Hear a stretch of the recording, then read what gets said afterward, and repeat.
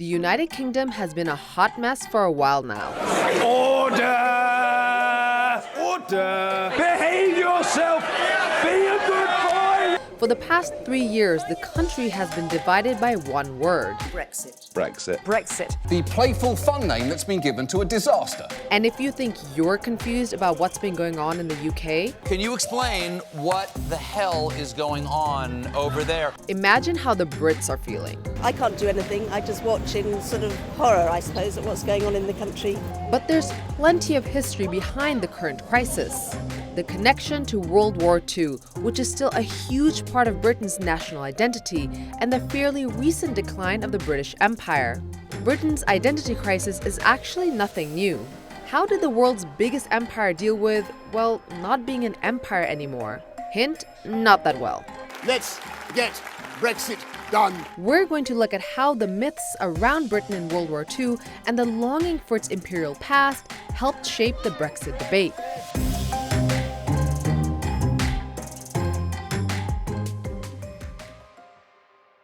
First things first, the British Empire ruled over several continents for several hundred years.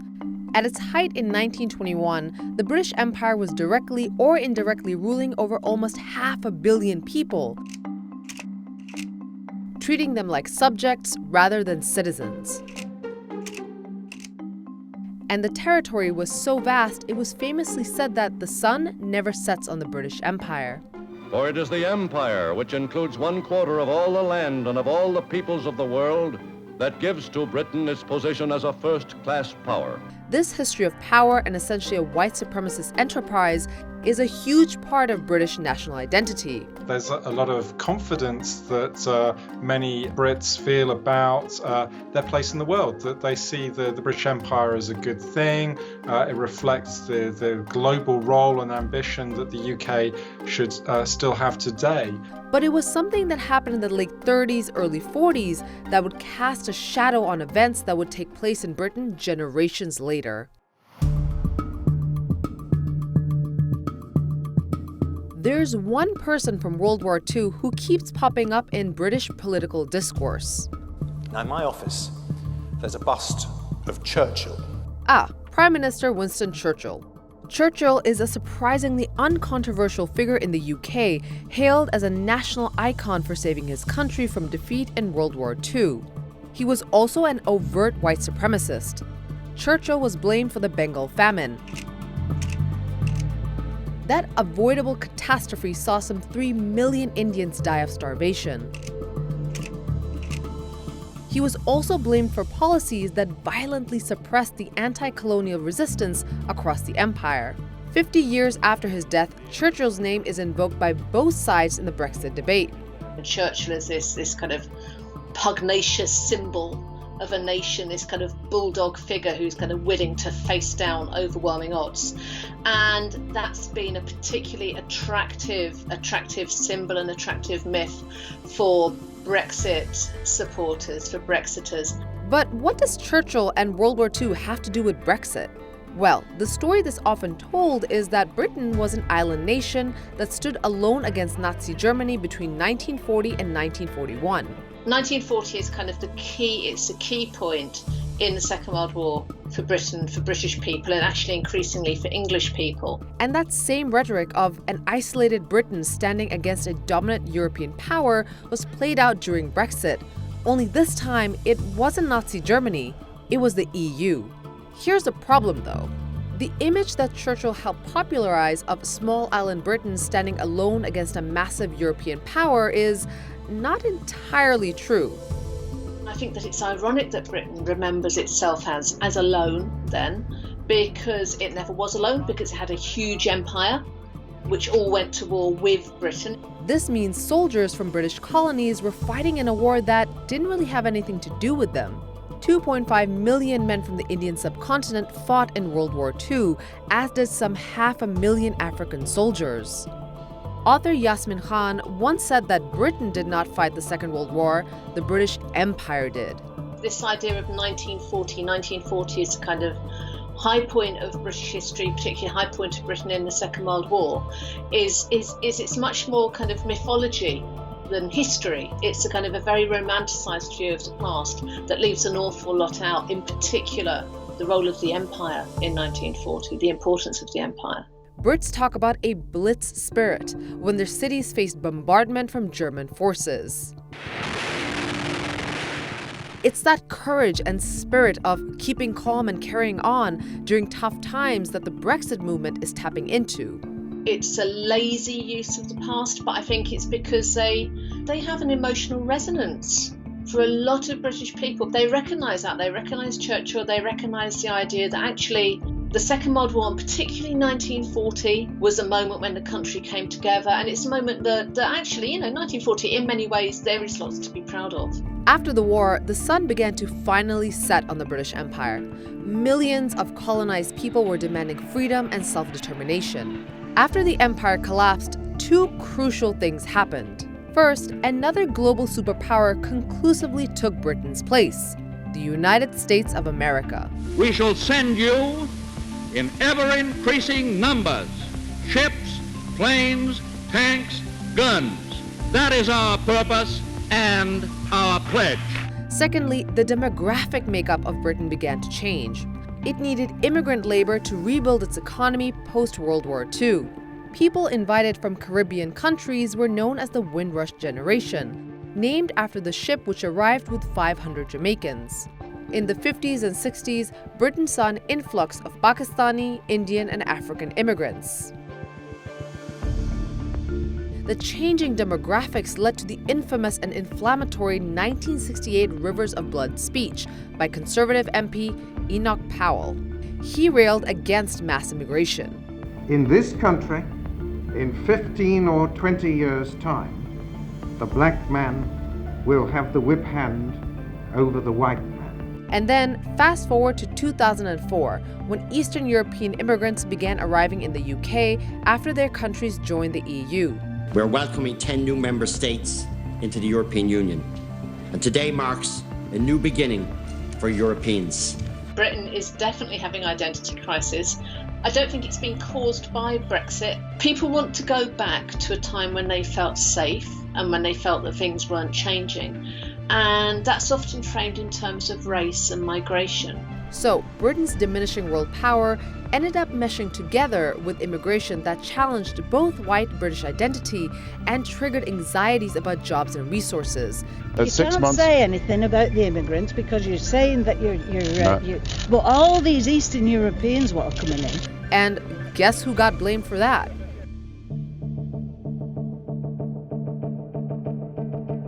Everyone is talking about the EU, and you might be thinking, what is it and what does it actually do other than be the source of arguments? Here's a super quick rundown. The EU is a political and economic union of 28 countries, soon to be 27. They trade with the rest of the world as a single bloc, and most importantly, operate as a single market. This means there is freedom of movement for goods, people, and money. The EU has a cabinet which proposes legislation and sets policy on issues like the refugee crisis. But this vast alliance spanning the continent didn't come out of nowhere. Like modern British national identity, the EU also has its roots in war. After 1945, world leaders not only wanted to put an end to the bloody wars that had ravaged Europe, they wanted to prevent further conflict in the region. They believed that by creating an alliance and a single economy, the continent would be better off with more prosperity.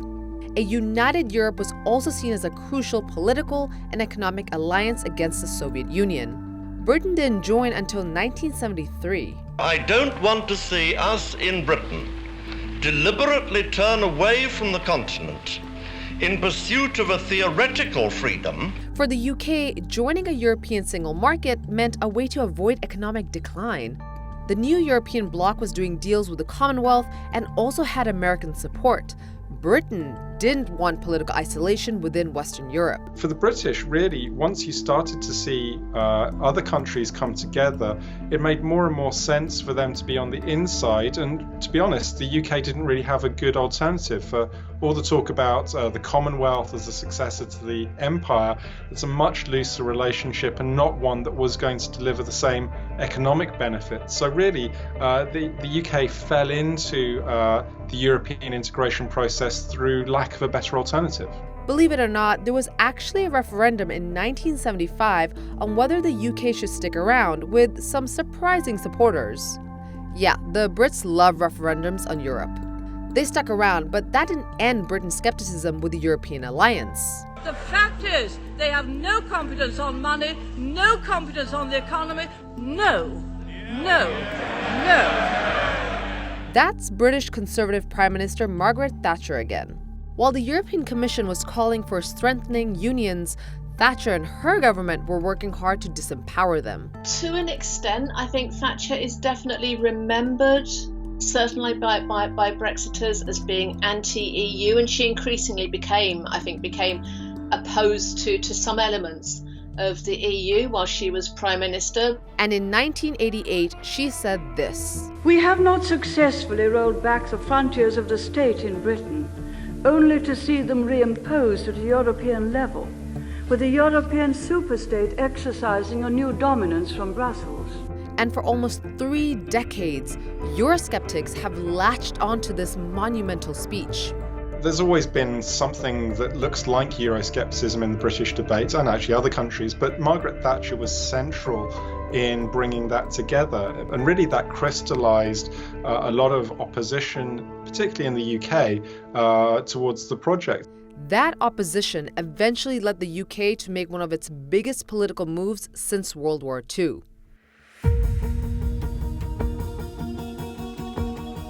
In 2016, the Brits faced a tough question. Should I stay or should I go? Then, Prime Minister Cameron led the campaign to stay. Let me be clear. Leaving Europe would threaten our economic and our national security. But for others, leaving the EU meant independence, free from the EU's rules. One of the supporters was this guy, current Prime Minister Boris Johnson. Because I want a better deal for the people of this country, to save them money and to take back control. To support his position, Johnson invoked World War II rhetoric that painted the EU as another European attempt to take over Britain. In the end, over 17 million voters, that's almost 52% of everyone who voted, decided to leave. Xenophobic rhetoric stood behind the Brexit campaign. This anti-immigrant poster, stoking fears from the European refugee crisis, was just one example. In a way, that's tied to self-image and the desire to take back control. Take back control. Take back control. But by tugging at so-called patriotic heartstrings, it presented what critics call a false pretense for what post-Brexit could actually look like. References to war and overcoming hardship didn't stop after the final vote was counted. If you put a country like Britain into a corner, we don't crumble, we fight, staying the course when the going gets tough. I think any student of history would say that's more or less a definition of being British. There's worries about food shortages, with the food lobby calling Brexit the biggest challenge since the war.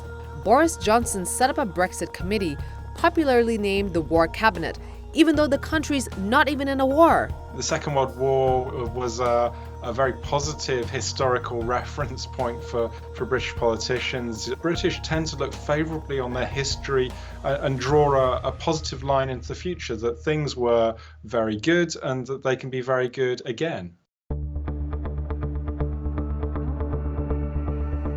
Brexit means Brexit. Okay, but what does that actually mean?